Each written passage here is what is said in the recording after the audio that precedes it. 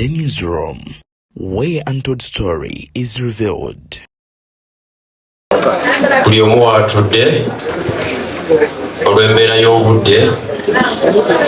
Nze General Bigirwa Moses nga ndi mukulembeze w'ekisinde ekya Eastern Revolutionary Platform. Nze wano okubeegattako nga twogera ebigambo ebisembayo ku mukadde waffe Mwami Tamale Mirundi Joseph.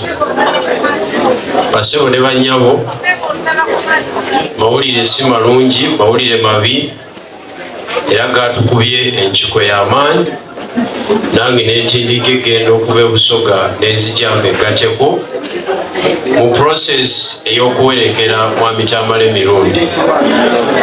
Bakadde bange mwenna abasoose ku muzindaalo wano bye mwogedde bituufu, nange ngenda kwongerezaako obwongereza kubanga nafuna omukisa nange nentambuzaako n'omugenzi gwe tugenda okuwerekera olunaku lwa Sande. Nze Tamale Mirundi namulaba mu 2002.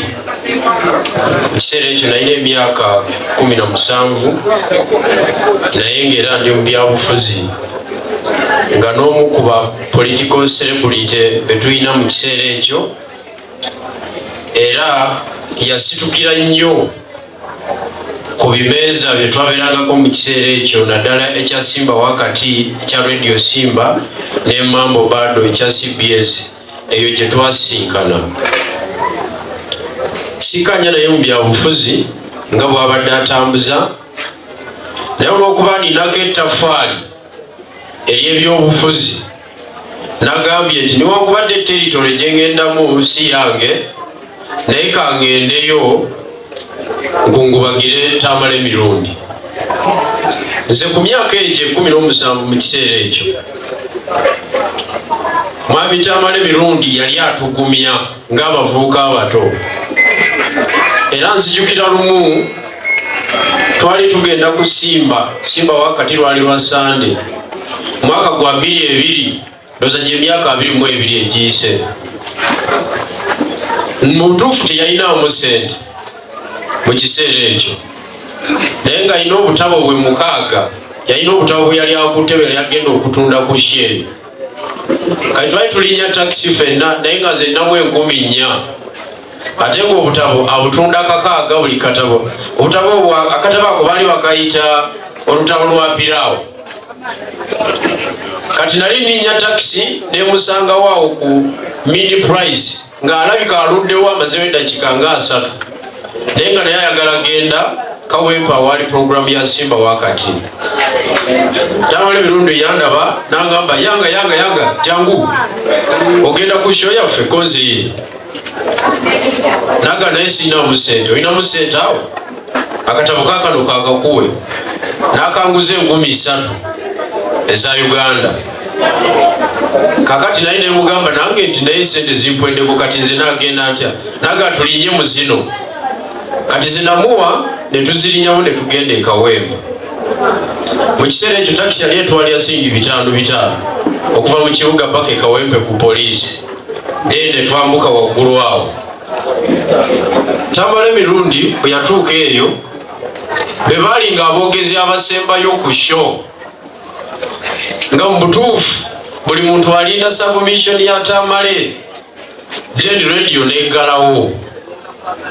N'atuyigiriza ebintu bingi nnyo, naddala confidence ng'ogenda okwadressinga abantu, engeri y'okumanagingamu crowd ng'oli mu kwadressinga abantu, skills of public speech yali kafulu ekyo. Era simanyi oba mikwano gy'abalala yali abagambyeko, kubanga nze yali aŋŋambye mu 2004 awo, yaŋŋamba nti ayagala kuzimba ssomero ery'amawulire, specifically nga lisomesa amawulire, ng'ayagala kuliyita Tamale Mirundi Media, Mirundi School of Media, School of Journalism. Yalina ekirooto, naye Mukama Katonda amutute nga tannakiteeka mu nkola. Tamale Mirundi ffe tumanyi tetukaanya naye kituufu politically, naye alina omukululo gw'aleese mu byobufuzi bya Uganda naddala mukola political analysis. Ebyobufuzi mu biseera ebyo byali flat, ng'omuntu ayogera bwogezi n'atambula n'agenda nga nekyategeezezza tokitegedde. Yali Tamale Mirundi yaleetamu innovation ey'okwanalizinga ebigambo ebiba byogeddwa omuntu omulala yabadde ategeeza ki era yabadde akubaani. N'olw'ensonga eyo tuzze okuwerekera omuntu w'amaanyi. Era mu bantu balinako ettaffaali be mbadde nsuubira mu lumbe muno mulimu Honorable Betty Namboozi. Sinaba kumulaba bukyanga ebintu bino bigwawo, sinalaba na komenti ye. Namboozi gy'oli yonna Tamale Mirundi akuyinako ettaffaali, tomulyazaamaanya n'otalabikirako wantu wonna mu kumuziika. Omulala Mukasa Mbidde gy'oli yonna sebo tokkiriza Tamale Mirundi okuzikibwa nga tomwinaako nga totaddeyo kigambo kyo. Omulala Joseph Luzige, abalala leye yaddako ye yaffe baffe twali bukadoogo ng'abo be basinga okukoppa Tamale Mirundi mu kudibeetinga era omulimu baagutambuza bulungi. Naye ebyobufuzi by'ennaku zino ng'emu bimanyi birimu obulyazaamaanya bw'amaanyi, birimu obukuusa bw'amaanyi, bulimu obutaagaliza bw'amaanyi. Abantu abo bemensionize tuyinza okuwerekera musajja ono nga tebalabiseeko. Kiri eri bo naye nze nga Bigirwa Moses nasazeewo n'enzija nga nkimanyidde ddala bulungi nnyo nti wano ekisinde kya PLU kirinawo amakanda mangi era mbalaba beetala. Naye era njagala okubategeeza nti Tamale Mirundi si wammwe mwekka, abadde waffe twakola naye ng'alina mu prime time ye.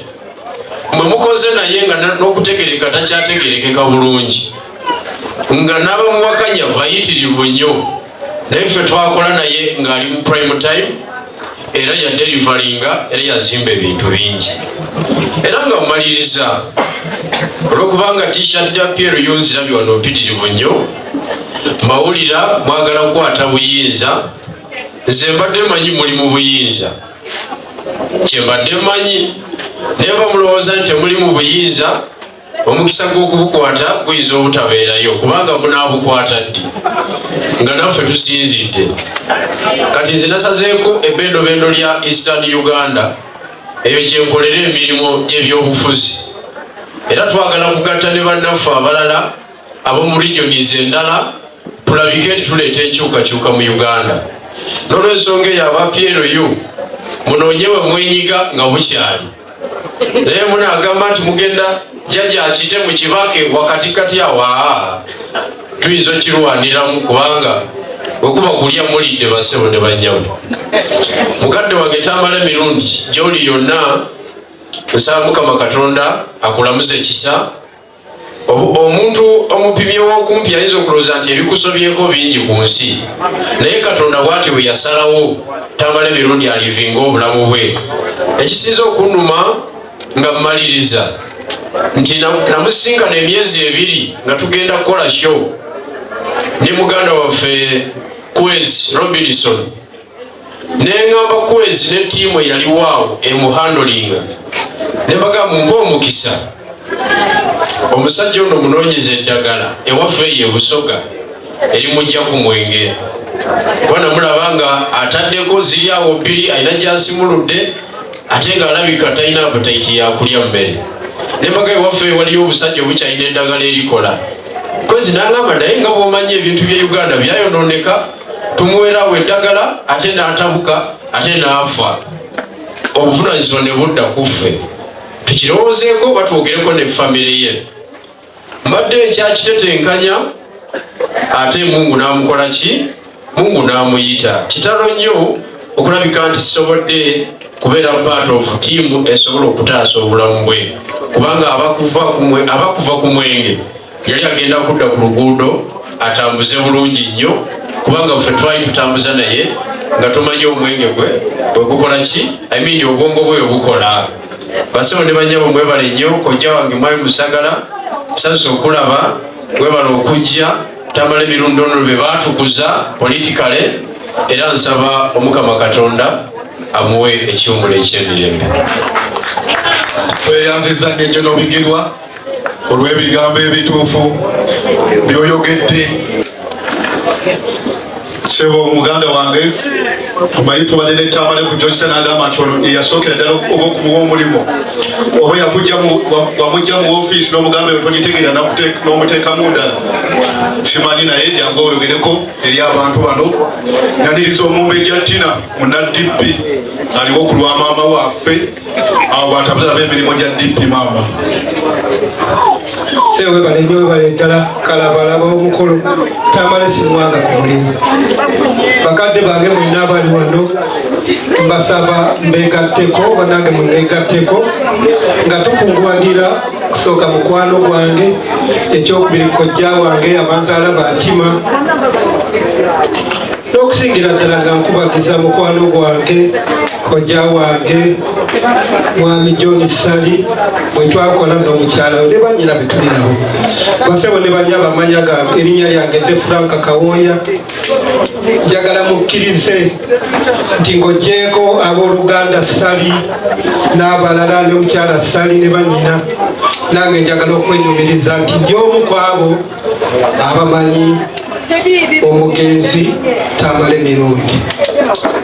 Namumanya ddi, namumanya mu 78 nga mwana muto, naffe twali bato naye ate nga ffe atusingako obuto, nga zze muganda we ng'amuleese okusinziirira ebyemabega ge byali n'amuleeta nga nze okumusomesa e Lubaga nga yakamala senior 4 n'asoma e Lubaga awo senior 5 senior 6 olwo nga nze ne John Sali tuli ffenna nga tuli ffenna olupapula olw'amawulire bamukulu wana bayinza okukimanya ne bannamawulire abali wano abakadde.